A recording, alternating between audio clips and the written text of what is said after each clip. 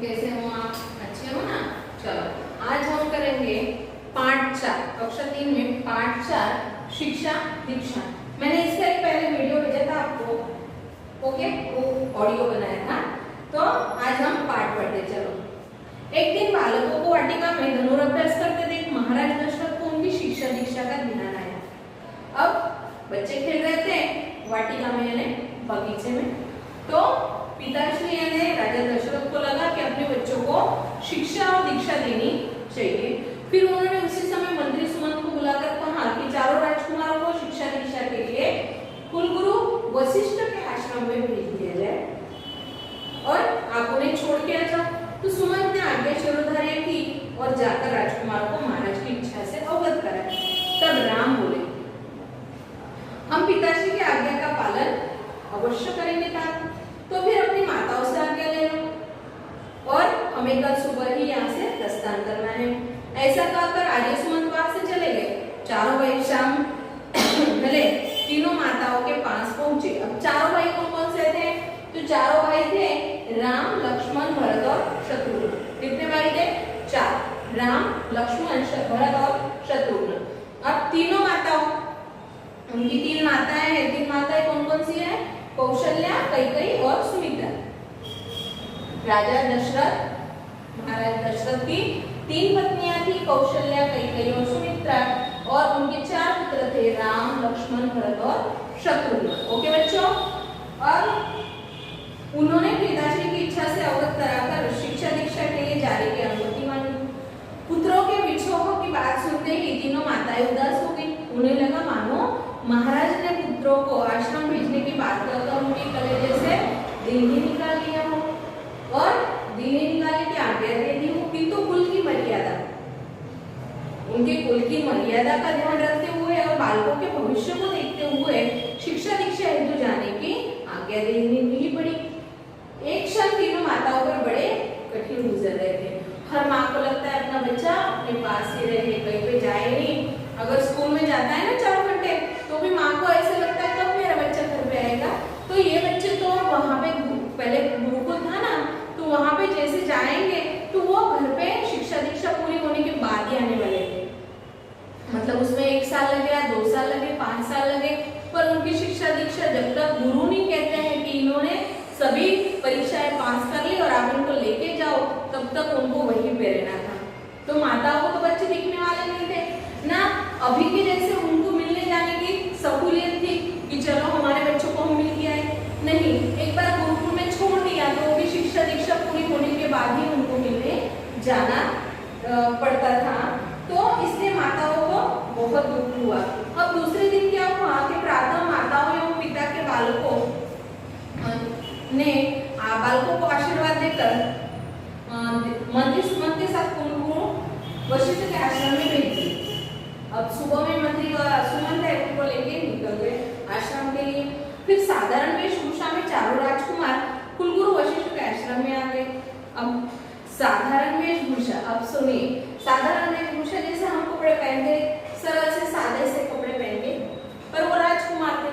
राजकुमार मतलब उनका मुकुट, उनके गहने, रेशमी वस्त्र, है ना, और उनका सब कैसा था? राजकुमारों जैसा था। पर अभी उनको आश्रम भेजना था तो उनको एक साधारण बालक की तरह भेजा गया। अब आप सुनिए, कुछ बच्चे पैसे वाले हैं तो उनके पास बहुत अच्छे अच्छे कपड़े होते हैं, और कुछ बच्चे गरीब हैं, उनकी परिस्थिति नहीं है कि वो बहुत महंगे और अच्छे कपड़े खरीदें, तो उनके पास साधारण से कपड़े होते हैं, वो उससे में खुश होते हैं, वो बात नहीं। पर जैसे पहले गुरुकुल में था कि साधारण बच्चा हो या पैसे वाला बच्चा हो, राजा का बेटा हो या गरीब का बेटा हो या नौकर का बेटा हो, उसे क्या होना पड़ता था? वहां पे सरलता से ही रहना पड़ता था, एक जैसे ही कपड़े पहनने पड़ते थे। तो आपको पता है, इसीलिए अपने स्कूलों में जैसे हम यूनिफॉर्म पहनते हैं ना, ये पद्धति वैसे है कि किसी को ऐसे नहीं लगना चाहिए कि उसने अच्छे कपड़े पहने तो वो अच्छा पैसे वाला है, मेरी मम्मी मुझे कपड़े नहीं लेके दे दी तो मैं गरीब हूँ इसलिए। तो ये भेदभाव नहीं होना चाहिए, इसलिए कि हमें सरल और स्वच्छ सादे कपड़े पहनने होते हैं। इसीलिए तभी भी क्या होता था गुरुकुल में भी कि सबको एक जैसे रहना है,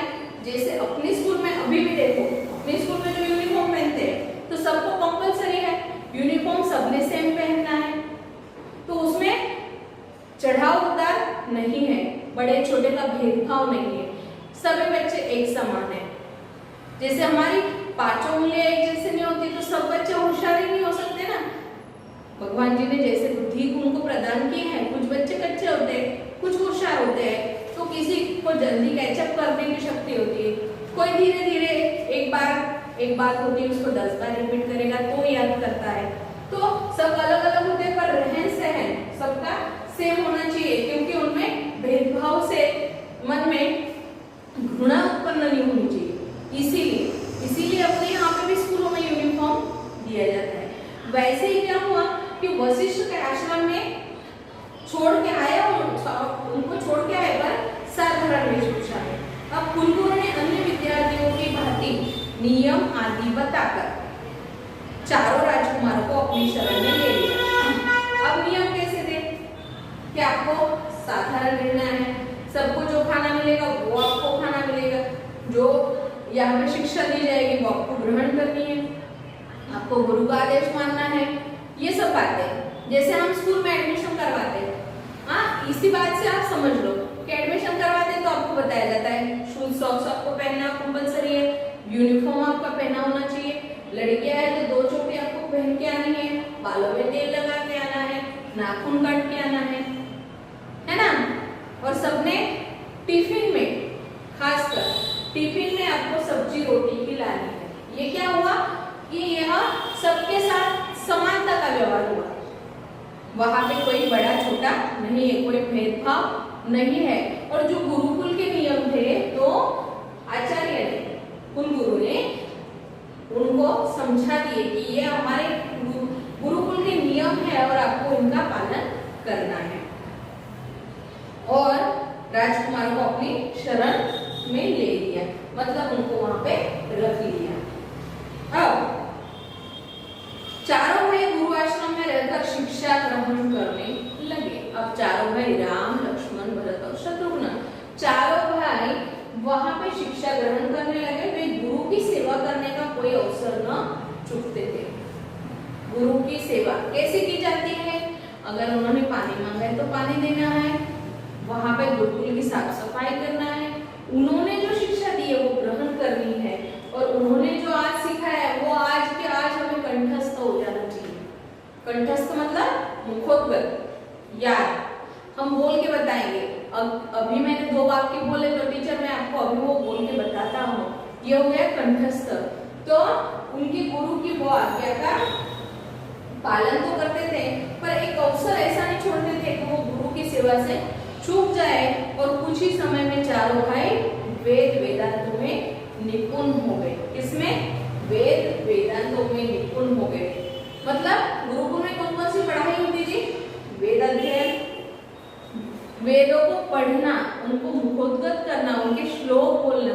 जैसे हमारे संस्कृत में श्लोक आते हैं ना, वैसे श्लोक पढ़ के उनको याद करना बहुत कठिन था। संस्कृत में पढ़ना कठिन होता है, तो भी वो लोग वो है याद कर लेते थे।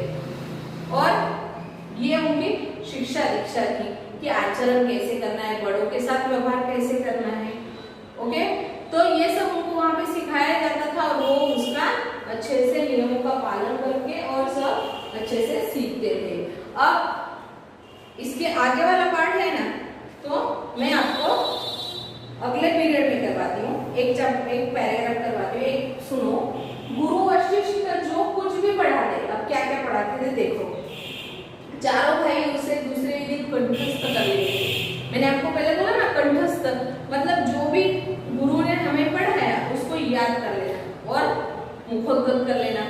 फिर उन्होंने चारों राजकुमारों को वैदिक, नैतिक, आध्यात्मिक एवं राजधर्म, सेवक धर्म। अब सेवक का क्या धर्म होता है कि अपने गुरु की सेवा करना है ना, अपनी मालिक की सेवा करना।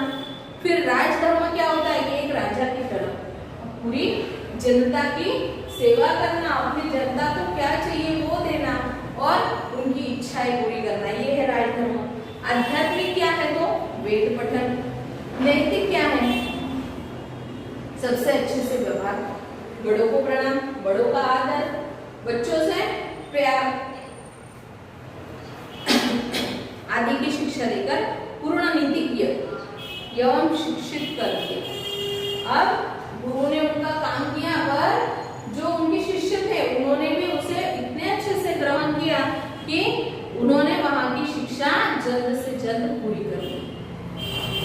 और ये हमारा पीरियड यहाँ पे खत्म करते हैं। ओके बच्चों, अगले पीरियड में मिलेंगे। बाय।